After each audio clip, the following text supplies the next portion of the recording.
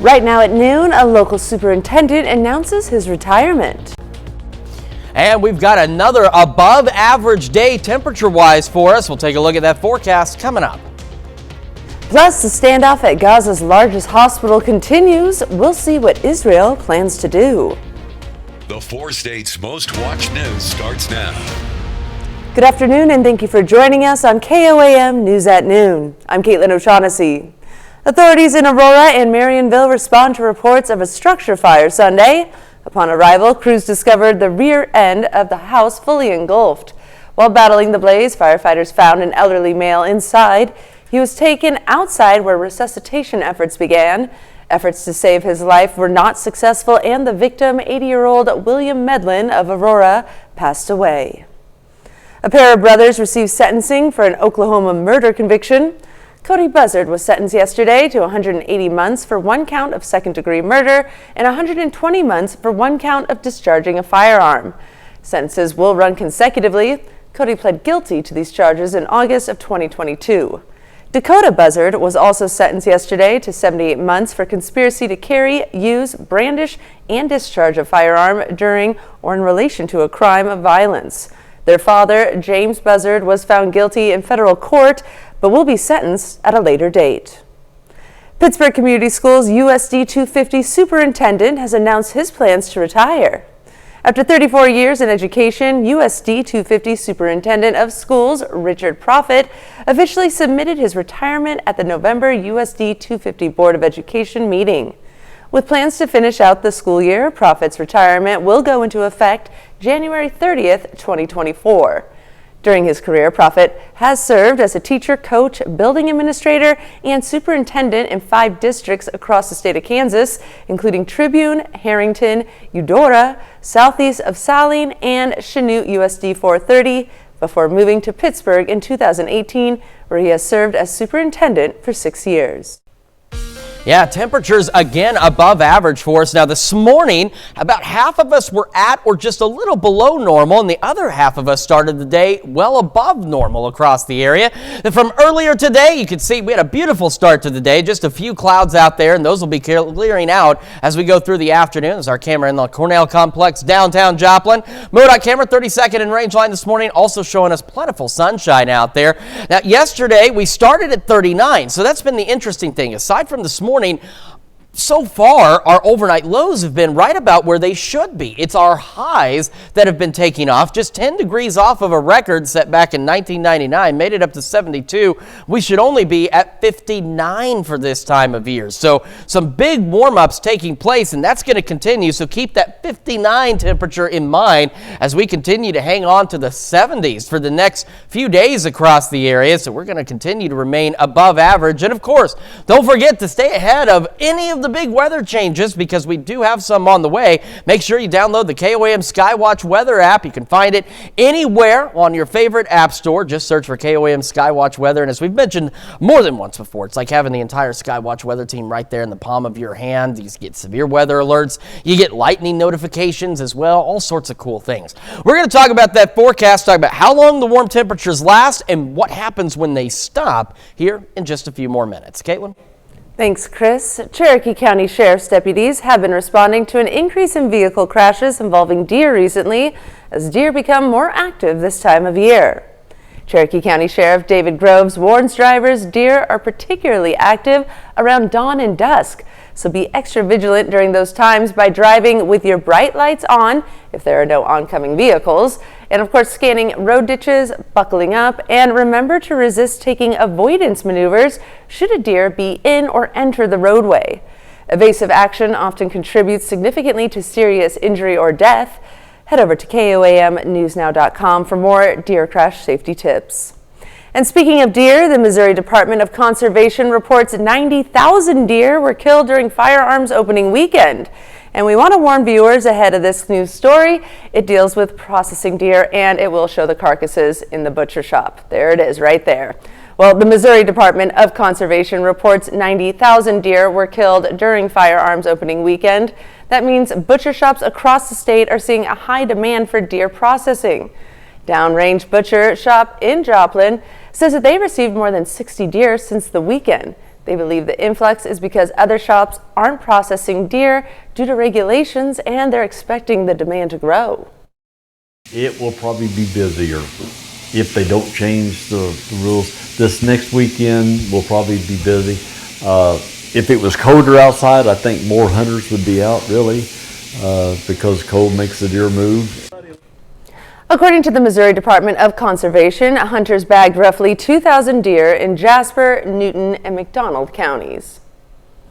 And some sobering facts ahead of Thanksgiving as Americans prepare to sit down at the dinner table. Wallet Hub released its report on 2023's most overweight and obese states in America, and all 4 states in our area weighed in the top 20. Arkansas came in at number 5, Oklahoma at number 11, Kansas at 13, and the Show Me State ranked number 18. West Virginia ranked number 1 in the nation, while the District of Columbia ranked the state with the lowest percentage of overweight population. And that's a look at today's top stories and weather in our 4 states region. Up next on KOAM News at Noon. Tens of thousands are expected to take part in a major demonstration this afternoon in Washington, D.C. We'll have the latest details. And later, we're making sensational sausage stuffing in the Mr. Food Test Kitchen. We'll be right back. The standoff at Gaza's largest hospital continues. Israel says it is a legitimate military target because Hamas uses it as a command center, while Palestinians say innocent civilians are dying at a place that should be protected in war. Tina Kraus has the latest from London. With Israeli troops surrounding Al-Shifa Hospital in the heart of Gaza City, Palestinian authorities are proposing a supervised evacuation of the complex that still has about 600 patients and many civilians taking shelter. Lives in Gaza are hanging by a thread due to depleting of fuel and medical supplies. Gaza's biggest hospital has become a major focal point because Israel says Hamas has a command center under it and is using doctors and patients as human shields. Gaza's Hamas-run health ministry says 40 patients, including 3 babies, have died since emergency generators ran out of fuel Saturday. Israel's military says it's trying to deliver incubators to potentially move babies to safer locations. Our war is against Hamas, not against the people in Gaza, especially not the sick. Israel has not provided proof Hamas is running operations inside Al-Shifa. These are explosives. But it did release video claiming to show weapons and tunnels used by Hamas under a children's hospital. There are signs hostages, young and old, may have been held there. Clothes and a rope. Look above it. It's a baby bottle in a basement. Above ground, fierce fighting rages. New Hamas body cam footage shows a fighter firing a bazooka, while Israeli troops push deeper into Gaza looking for militants and about 240 hostages captured October 7th. Hamas now says it's ready to release up to 70 women and children in exchange for a 5-day ceasefire. Tina Kraus, CBS News, London. The Hamas-run Gaza Health Ministry says more than 11,000 Palestinians have died since Hamas attacked Israel on October 7th, killing about 1,200 Israelis. And the war in the Middle East is having profound effects here in the U.S. Tens of thousands are expected to take part in a major demonstration this afternoon in Washington, D.C. The March for Israel against anti-Semitism comes as threats against Jewish people increase nationwide. CBS News correspondent Natalie Brand is there. There were songs and prayers hours before the start of the March for Israel as a group gathered this morning in front of the White House.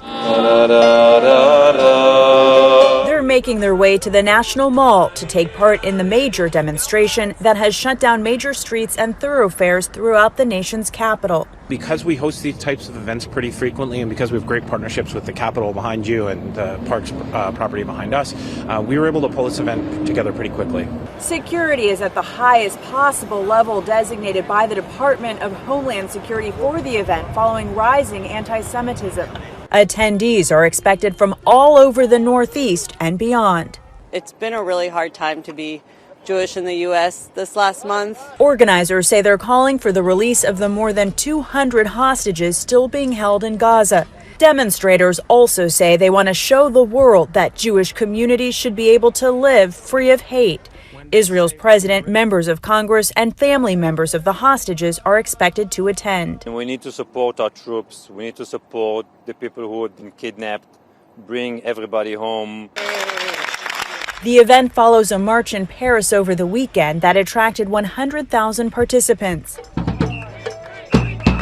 There have also been pro-Palestinian rallies held across the U.S. calling for a ceasefire in the war between Israel and Hamas.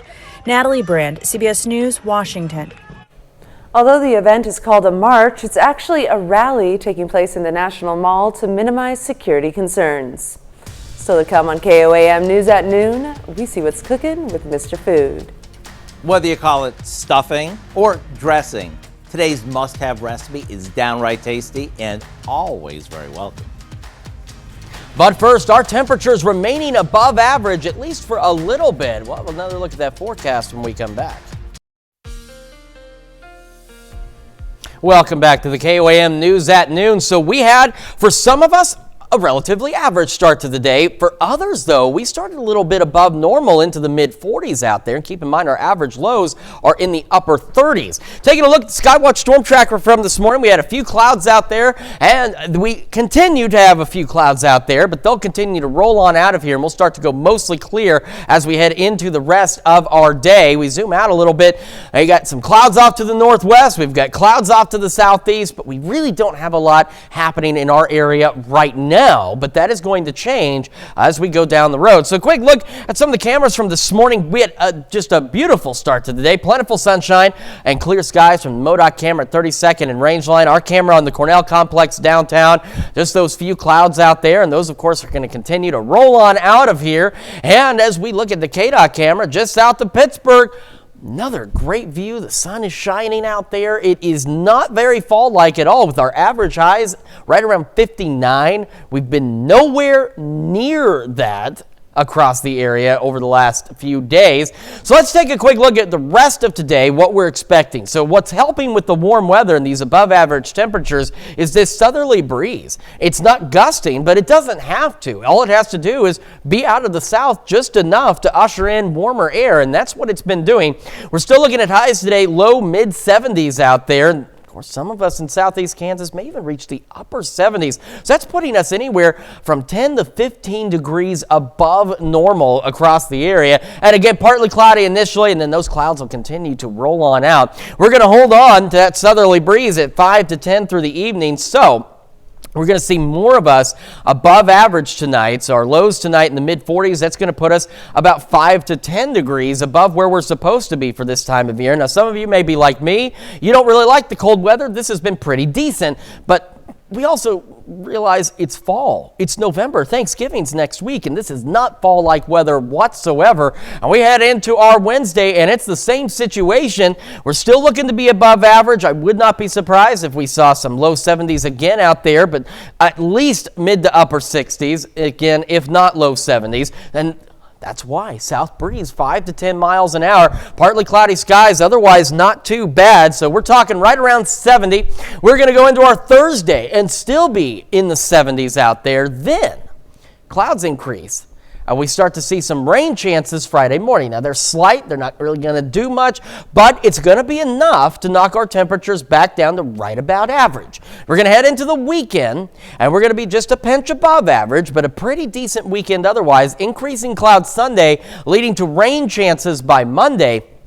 And Monday, that's the system that about a week ago was showing up on the long-range data about Thursday, Friday of this week. It's the same system. It's the same rain system. It's just slowed down a bit, but it's still there. And now we're starting to get a bit more consistent with seeing rain on Monday and some meaningful rainfall at that. Temperatures, though, about average, upper 50s. Then after that, morning showers Tuesday. We start clearing out toward Thanksgiving, but as you can see, our temperatures begin to fall below average into the low 50s. And as we head toward Thanksgiving, we're looking at right around 51 with some sunny skies. So a little bit of a roller coaster ride on these temperatures, but at least they're going to average out, and we have some rain chances out there as well. Caitlin? Well, stick around. We're making sensational sausage stuffing in the Mr. Food Test Kitchen. We'll be right back. It's time to check in with Howard in the Mr. Food Test Kitchen. Today he's making a dish that's crispy on the outside and super moist on the inside. This sensational sausage stuffing is a Thanksgiving dinner must-have. Take a look. When it comes to Thanksgiving, there are certain must-haves. Of course, we must have turkey and gravy. And let's not forget the cranberry sauce. After all, this is the one time a year that it really gets highlighted. Next to that, we must have a big spoonful of stuffing, or dressing as it's called in the South. And even though everyone has their own special way to make it, let me show you a new favorite from the test kitchen. We begin by sauteing some chopped onions, celery, and carrots in butter until the veggies are tender. Now we mix this with some packaged seasoned stuffing, pork sausage that we cooked off, chicken broth, and a touch of black pepper. We want to toss this gently to keep our stuffing nice and light. After this bakes for about an hour and the top gets all crispy and the inside is super moist, it's ready to bring to the table. To get this flavor-packed must-have recipe, all you have to do is go to our website and look for sensational sausage stuffing. I'm Howard in the Mr. Food Test Kitchen, and whether you call this stuffing or dressing, I can promise you one thing. You'll be hearing lots of, ooh, it's so good. To find this recipe, along with many others, just head over to our website at KOAMnewsnow.com and click on Mr. Food. Now here's a look at your 4-state market prices.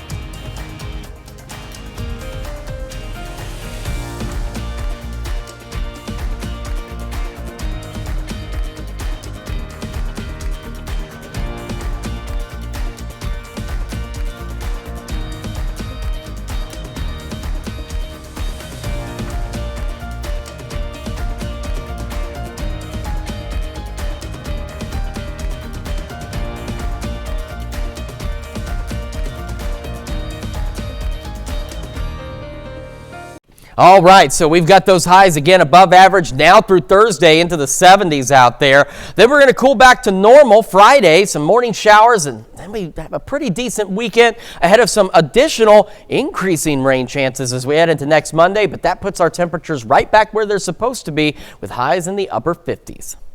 All right, not too bad. And right. What do you have for us tonight, Dow? Well, at 5, flu season is here, and we know the virus can make people of all ages very sick, including children. New research shows despite recommendations, many children at high risk for flu complications are not receiving treatment. Plus, McDonald County National Honor students prepare to take over a Thanksgiving community dinner. And KOAM's children program, The Fun Club, is honored at MSSU's Media Hall of Fame.